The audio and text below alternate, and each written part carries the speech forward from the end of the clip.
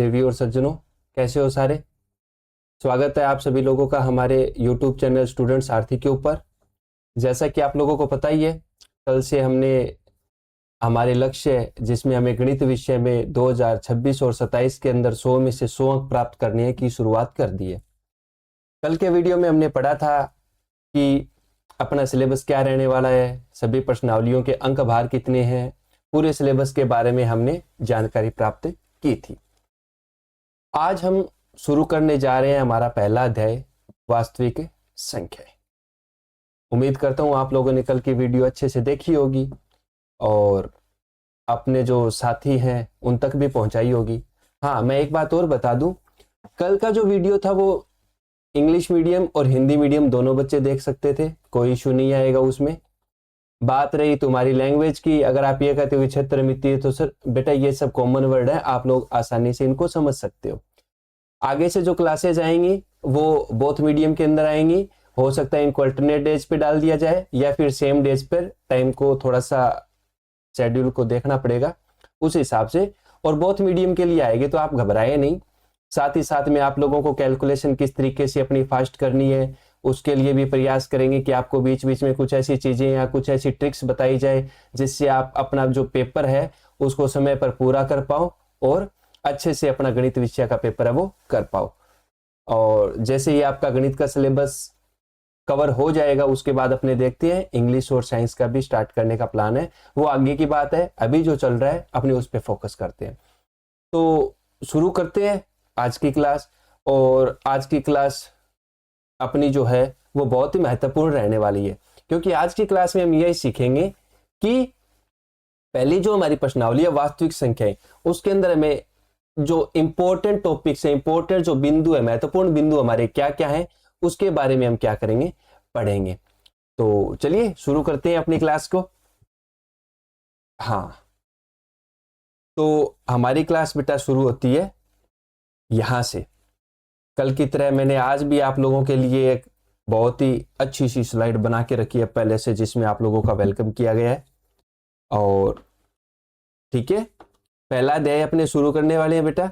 और पहले अध्याय के अंदर अपने वास्तविक संख्याओं के बारे में आज पढ़ेंगे। ठीक है, तो चलिए शुरू करते हैं, नहीं अपने टाइम वेस्ट करते हैं, नहीं कुछ और, सीधा आते हैं अपने प्रश्नावली के ऊपर। हाँ, तो शुरुआत करते हैं बेटा। सबसे पहले देखो महत्वपूर्ण बिंदु क्या है। महत्वपूर्ण बिंदु, महत्वपूर्ण बिंदु में सबसे पहले अपना जो सबसे महत्वपूर्ण ये मान के चलो प्रमेय है जो इस प्रश्नावली की है, वो है बेटा अंक गणित की आधारभूत प्रमेय।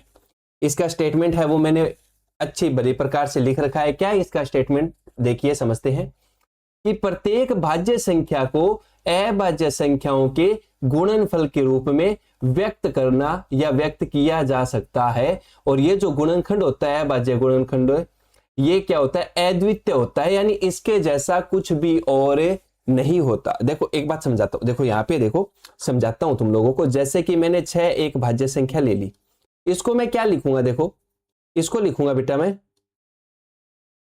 2 गुणा 3, यही तो लिखूंगा 2 गुणा 3। यहां पर 6 आपकी भाज्य संख्या है और 2 और 3 आपकी कौन सी संख्या है, अभाज्य संख्या। यानी इस प्रमेय का यही कहना है कि कोई भी अगर आप एक भाज्य संख्या लेते हो तो उसको अभाज्य संख्याओं के गुणनफल के रूप में रखा जा सकता है। ये अद्वितीय होता है। कोई बच्चा ऐसे भी लिख दे, पहले 3 का भाग दे दे और फिर 2 का दे दे, तो बेटा इसको भी ना 2 गुणा 3 ही माना जाएगा, जो कि मैंने आगे लिख रखा है। जैसे कि उदाहरण देखो कि 2 गुणा 3 गुणा 5 को भी वही मानते हैं जो 3 5 7 2 को माना जाता है। इस प्रकार अपने क्या करते हैं कि इनका जो क्रम है वो ये ही रहेगा। यानी अंकगणित के आधारभूत प्रमेय आपको यह कहती है बेटा कि प्रत्येक भाज्य संख्या को अभाज्य संख्याओं के गुणनफल के रूप में व्यक्त किया जा सकता है। यह अपनी पहली प्रमेय है, अंकगणित के आधारभूत प्रमेय। अब अपने आते हैं बेटा नेक्स्ट जो अपना महत्वपूर्ण टॉपिक है उसके ऊपर। हाँ, इसको देखो HCF और LCM। HCF और LCM हम बहुत काफी टाइम से पढ़ते जा रहे हैं। इसमें होता क्या है, देखो मैंने लिख रखा है कि संख्याओं में प्रत्येक उभयनिष्ठ अभाज्य गुणनखंड की सबसे छोटी घात का गुणनफल। सर सबसे छोटी घात का गुणनफल कैसे, देखो मैं यहां पर दो संख्या लेता हूं, एक तो मैंने ले लिया 6 और एक मैंने ले लिया बेटा 18। ठीक है, यहां पर 6 का अभाज्य गुणनखंड करेंगे तो क्या आएगा, देखो ये आ गया आपका 2 गुणा 3। और 18 का करता हूं तो 18 को सबसे पहले 2 का भाग दूंगा। कैसे करते हैं बेटा, इस प्रकार से, ये आप लोगों ने पहले अच्छे से किया हुआ है आपका, फिर भी बता देता हूं। देखो सबसे पहले 2 का भाग जाएगा, फिर 9 आएगा, फिर आप 3 का भाग दोगे, फिर 3 आ जाएगा, फिर आप 3 का भाग दोगे तो 1 आ जाएगा। ठीक है, तो यहां पर क्या हो जाएगा आपका, ये आ जाएगा बेटा 2 गुणा 3 गुणा 3। ठीक है, अब इसका HCF निकालते हैं तो इसको क्या लिखेंगे, देखो ये हो गया आपका HCF कितना कितना 6 और 18 का। क्या होगा सुनो, देखो मैंने क्या कहा है यहां पर, सबसे छोटी घात का गुणनफल, सबसे छोटी घात, और कौन सी, अभाज्य गुणनखंड में। तो देखो यहां पर जो 2 आया है इसकी घात बेटा यहां पर कितनी है, 2 की घात 1, एक बार आया तो 2 की घात कितनी हो गई 1। इसमें देखो 2 की घात 1, दोनों में घात बराबर है तो कोई चक्कर नहीं है, यहां पर मैंने 2 लिख दिया। यहां पे देखो 3 की घात, 3 एक बार आया तो 3 की घात कितनी हो गई 1, यहां पर 3 दो बार आया तो 3 की घात कितनी हो गई 2। तो छोटी घात लेनी है तो छोटी घात यहां पर क्या है 1, तो यहां पर क्या आ जाएगा गुणा में आपका 3। या फिर यूं कहूं, सबसे आसान तरीका जो आज तक आप करते ही आए हो, कि दोनों में जो कॉमन कॉमन आएगा वो अपने क्या कर लेंगे, लिख लेंगे। जैसे कि यहां देखो, यहां पर इसके पास 2 है और इसके पास 2 है तो ये दोनों कॉमन हो गए। फिर देखो इसके पास 3 है और इसके पास भी 3 है तो ये दोनों कॉमन हो गए, तो 2 और 3 का गुणनफल कितना आ गया 6 आ गया। ठीक है, ये आपका क्या हो गया बेटा HCF हो गया। इस तरीके से हम क्या निकालते हैं HCF। अब बात करते हैं LCM की। LCM कैसे निकालेंगे, उदाहरण यही ले लेता हूं। देखो ठीक है, 6 का मैंने लिख दिया, वही वापस से क्या लिखा हुआ है 2 गुणा 3, और यहां पर अपने क्या लिखेंगे 18, तो 18 का लिख दूंगा बेटा मैं कितना 2 गुणा 3 गुणा 3 लिख दिया। अब इसका मेरे को निकालना है बेटा LCM, और कितने कितने का 6 और 18। देखो यहां पर क्या लिखा गया है कि प्रत्येक अभाज्य गुणनखंड की सबसे बड़ी घात का गुणनफल, सबसे बड़ी यानी जो जो संख्या आपको यहां पर दिखाई दे रही है वो सबसे ज्यादा बार, या जिसकी घात क्या हो सबसे ज्यादा हो। यानी कि देखो यहां पर क्या संख्या दिख रही है, एक तो आपको बेटा 2 दिखाई दे रहा है और एक क्या दिखाई दे रहा है 3। इसमें 2 कितनी बार पे आया है 1 बार, इसमें कितनी बार आया है 1 बार, कोई चक्कर नहीं है, दोनों समान है तो यहां पर 2 लिख दोगे। यहां देखो यहां पर तो 3 आया है 1 बार, और यहां पर कितनी बार आया है 2 बार। एक मजाकिया उदाहरण से समझाता हूं। देखो तुम्हारे सामने 2 प्लेट है, ठीक है, एक प्लेट में 1 रसगुल्ला और एक में 2 है, कौन सी लेओगे 2 वाली। अगर कोई बैक बेंचर है तो वो तो कहेगा सर दोनों लेके भाग जाएंगे, यही तो बात है। नहीं, हमें ऐसा नहीं करना, दोनों लेके नहीं भागनी है, एक उठानी है। तो एक उठानी है तो जिसमें ज्यादा बार होगा, यानी यही तो कह रहा हूं मैं बड़ी घात। यहां पर 3 की घात 1 है और यहां पर 3 की घात 2 है, ठीक है, तो बड़ी घात लेनी है हमें, तो यहां पर अपने ले लेंगे बेटा 3 गुणा 3। तो ये आपका कितना हो जाएगा 3 तिये 9 और 9 दुए 18, यानी इनका 6 और 18 का एलसीएम कितना आ जाएगा बेटा 18 आ जाएगा। उम्मीद करता हूं अच्छे से समझ में आ गई होगी बात। ठीक है, HCF और LCM क्लियर हो गया। फिर अपने चलते हैं बेटा आगे। ये लो, बहुत इंपॉर्टेंट है, पिछले साल पूछा गया था एमसीक्यूज के अंदर, और डायरेक्ट क्वेश्चन था। क्या क्वेश्चन था कि यदि 2 धनात्मक पूर्णांक संख्याएं हैं ए और बी, HCF गुणा LCM अगर किया जाए तो वो किसके बराबर होता है, तो A गुणा B के बराबर होता है। उसमें क्या कहा गया था, ऑप्शन दिए गए थे बेटा A गुणा B, A plus B, A minus B और A भाग B। तो ठीक है, घबराना नहीं है, इसमें डायरेक्ट हो जाएगा अपना A गुणा B। ये है क्या, ये सत्यापित करना भी आएगा अपने सवाल के अंदर कि इसको सत्यापित कैसे करेंगे। देखो समझाता हूं, वही उदाहरण लेके बता दूं जो पीछे वाले में बताया था 6,18 वाला, या चलो और लेते हैं। एक उदाहरण मैं लेता हूं बेटा, देखो इधर मैंने यहां पर लिख दिया 12, 12 लिख दिया। ठीक है, ये हो गया 12। अभाज्य गुणनखंड निकालना आसान होता है, और लेकिन फिर भी चलो बता देता हूं। ये मैंने 12 लिखा। सबसे पहले बेटा देखो, सबसे पहले 2 का भाग जाएगा, फिर आ जाएगा 6, फिर 2 का भाग जाएगा, फिर आ जाएगा 3, फिर जाएगा 3 का भाग, फिर आ जाएगा 1। यानी 12 को आप लिख सकते हो 2 गुणा 2 गुणा 3। अब ले लेते हैं बेटा 18। ठीक है, 18 में देखो, 18 ये लिखा। सबसे पहले भाग जाएगा 2 का, तो ये 9 आ गया।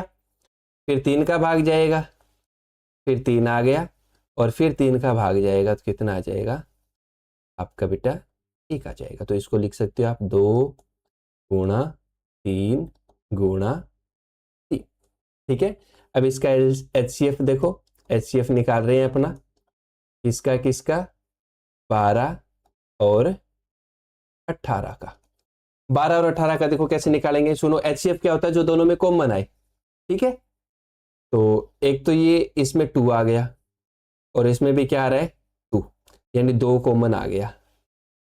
ये लो, इसमें 2 है लेकिन इसमें 2 नहीं है, इसका काम खत्म, नहीं आएगा। इसमें 3 है और इसमें भी 3 है, तो गुणा में कितना आ जाएगा बेटा 3। इसके पास एक 3 और है, लेकिन इसके पास तो कुछ बचा ही नहीं बेचारे के पास, तो यहां पर HCF कितना आ जाएगा आपका है। अब बात करते हैं इसके एलसीएम की। देखो तो एलसीएम निकालना है मेरे को किसका, 12 और 18 का। सुन, अब इसमें देखो, इसमें 2 कितनी बार आया है, 2 बार। इसमें कितनी बार आया है, 1 बार। कौन सी प्लेट उठाओगे, 2 वाली, तो ये लिख दिया मैंने 2 गुणा 2।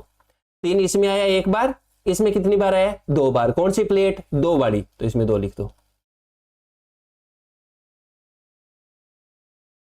अब देखो इनका एलसीएम, 2 दुए 4, 4 तिये 12 और 12 तिये 36। तो इसका HCF तो आ गया बेटा 6, और एलसीएम कितना आ गया 36। ये क्या कहता है कि HCF और एलसीएम कितनी संख्या है, यहां पर देखो A और B दो ही संख्या है बेटा। ये सूत्र जो है वो सिर्फ 2 संख्याओं पर लागू होता है, 3 संख्याओं पर लागू नहीं होगा। ठीक है, तो 2 संख्याओं पर लागू है। तो देखो HCF और एलसीएम का गुणा करो। HCF आया है सर हमारा 6, एलसीएम हमारा है 36, तो इन दोनों का गुणा करो। गुणा करोगे तो देखो 6 6 के 36, अंशिल 3, 6 3 18 और 3 21, यानी कितना आ गया बेटा 216। HCF और एलसीएम का गुणा कितना है 16।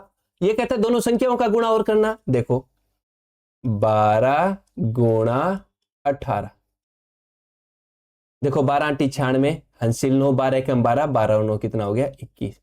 देखो बेटा इसका उत्तर कितना आया 216, इसका भी उत्तर कितना आया 216। तो देखो किन्हीं दो धनात्मक पूर्णांकों की अगर संख्याएं होती है तो इनका HCF और एलसीएम का गुणा किसके बराबर होता है, दोनों संख्याओं के गुणनफल के बराबर होता है। ठीक है, समझ गए बात को। अब अपने चलते हैं आगे वाली स्लाइड पे। आगे अपने क्या है देखो, हाँ, वास्तविक संख्या। प्रश्नावली का नाम है वास्तविक संख्याएं। तो वास्तविक संख्याओं में क्या क्या आएगा, एक तो प्रीमिय संख्याएं आएंगी और एक प्रीमिय संख्याएं आएंगी। दोनों संख्याएं मिलकर के क्या होती है आपकी वास्तविक संख्याओं का निर्माण करती है। एक बात और बताता हूं, देखो सबसे पहले आप लोगों ने नाम सुना होगा बेटा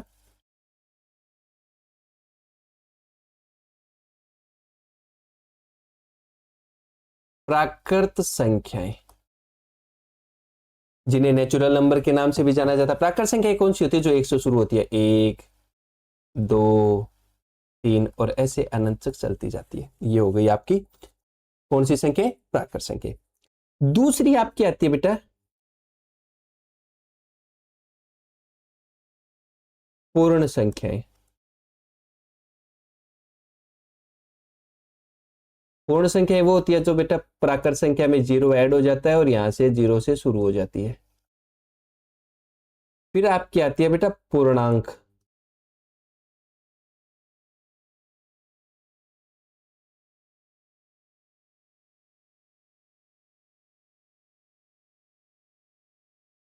पूर्णांक संख्या में देखो बेटा जीरो तो आएगा ही आएगा, एक तरफ ये प्लस की संख्याएं आ जाएंगी और एक तरफ आपकी कौन सी संख्या आ जाएंगी, माइनस वाली। यानी ऐसी संख्याओं का समूह है जिसमें धनात्मक, ऋणात्मक और शून्य हो, पूर्णांक संख्याएं कहलाती है। प्राकृत आ गई, पूर्ण आ गई, पूर्णांक आ गई, फिर आपकी आती है परिमेय संख्याएं।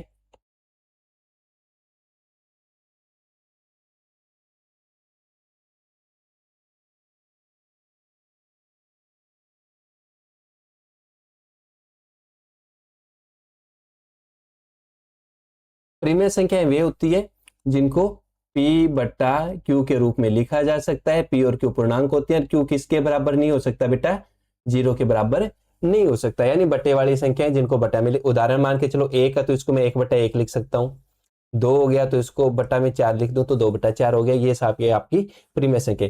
अप्रिमेय संख्या क्या होती है, जिसको P बट्टा Q के रूप में नहीं लिखा जा सकता, इन्हें क्या कहा जाता है, अप्रिमेय संख्या। और P और Q पूर्णांक है, Q बराबर नहीं होता। और वर्गमूल वाली संख्या आपकी यहाँ पर क्या दी गई है, सारी अप्रिमेय संख्याएं दी गई है। और इन संख्याओं को हमें अप्रिमेय सिद्ध भी करना पड़ेगा आगे, ठीक है, वो अपने सवाल आएंगे।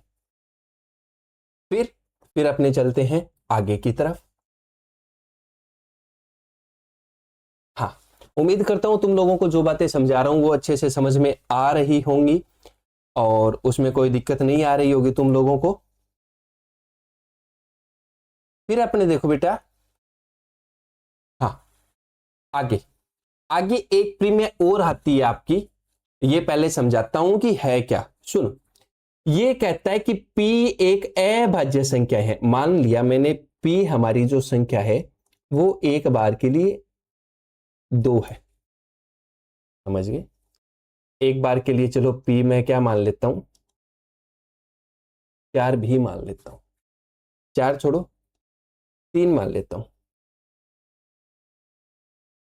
तुमको 2 उदाहरण देके समझाता हूं, अच्छे से समझ आ जाए।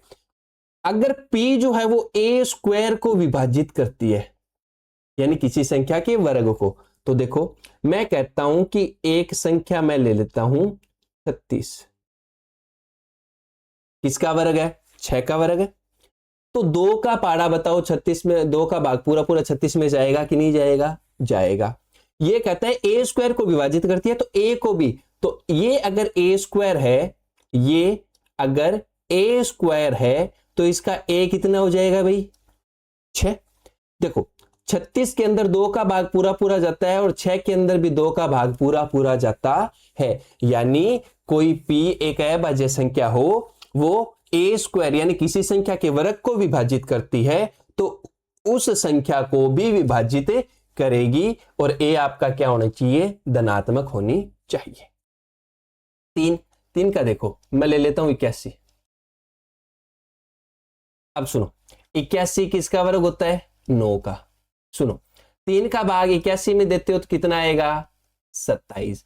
3 का भाग में 9 में देते हो तो कितना आएगा, 3। बताओ दोनों में भाग गया कि नहीं गया, जी बिल्कुल गया।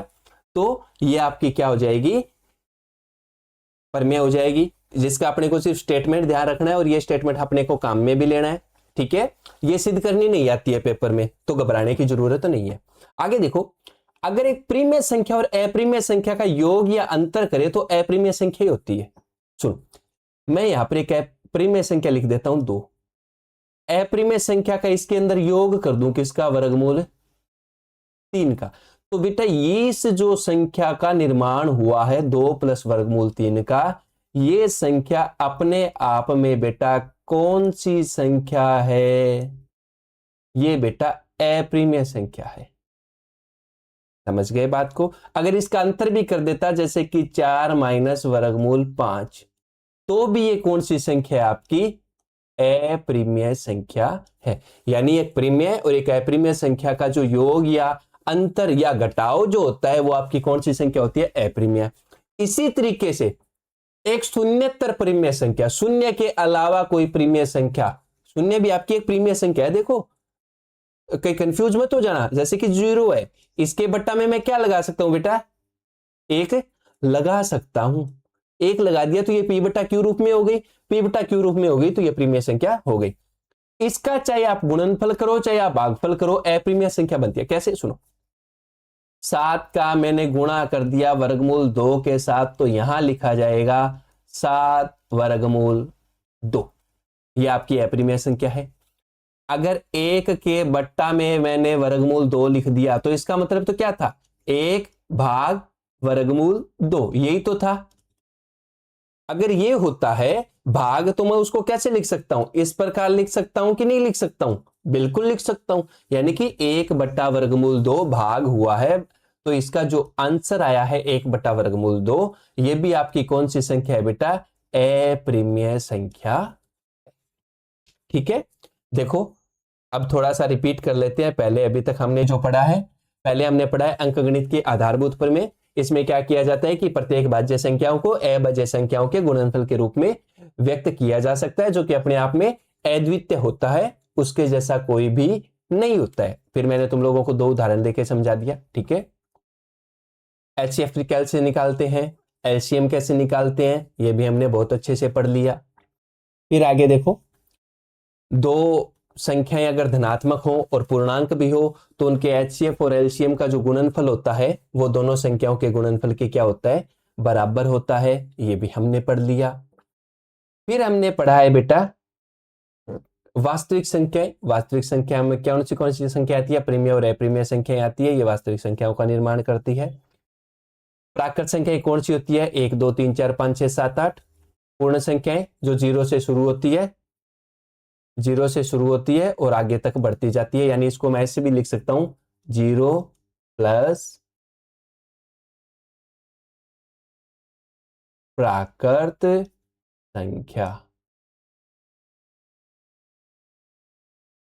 या प्राकृत संख्याएं। ठीक है, फिर ये आ गया आपका बेटा पूर्णांक संख्या, जिसमें धनात्मक और ऋणात्मक दोनों संख्या और शून्य शामिल होता है।